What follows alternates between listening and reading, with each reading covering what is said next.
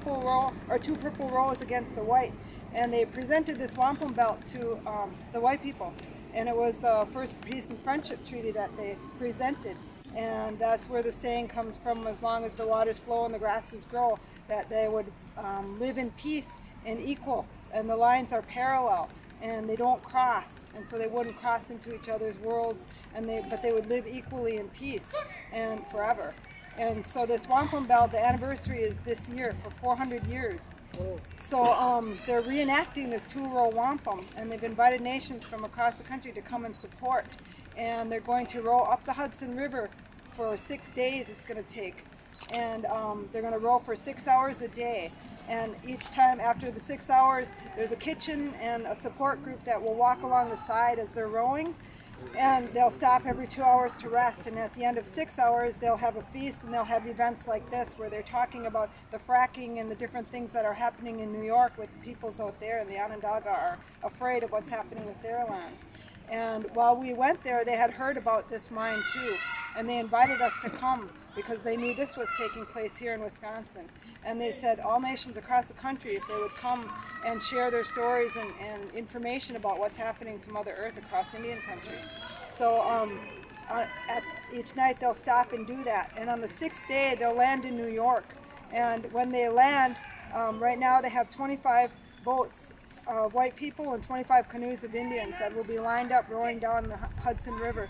And on the 6th day when they land, they'll walk into the UN and represent this Wampum Belt and remind the government of this promise that they made with Indian people, and bring awareness to what's happening around here. But it was energizing to see the power that they're putting into this, because they have a group of non-natives who are helping them and supporting them and bringing them in. But all native people are welcome to come free of charge and be a part of this.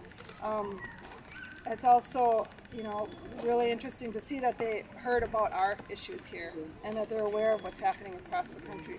So everybody's welcome to go there, but August 9th is when they'll land and they'll walk into the UN. Awesome. Oh yeah, it's 2-row wampum, if you look that up online.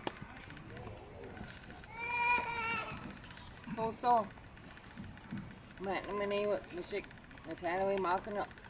My name is Rebecca Alegria, and I'm from the Menominee Nation of Wisconsin. And I just want to say and a big thank you to the Penokee and her husband Black Wolf, and that's Paula and Wade Fernandez, Mishik Aniquit, that's Guy Ryder, and some of our other people, Ben Greeno, Watnwell, and all that were involved in a revival of making these birch bark canoes. And they made this canoe through ceremony, harvested the tree, and were taught by elders how to make this birch bark canoe. And that's the first time a birch bark canoe has been made like that. And it's all natural. Everything in this birch bark canoe was happiness, love, everything they put into it. And it turned out really wonderful. And so that's how important it is to carry on our traditions and culture and ways. And if they wouldn't have done that, I have a feeling that I don't know if anybody else would have taken the time to do it. And so I want to say Matchwaiwanan to them, and thank you to everybody here.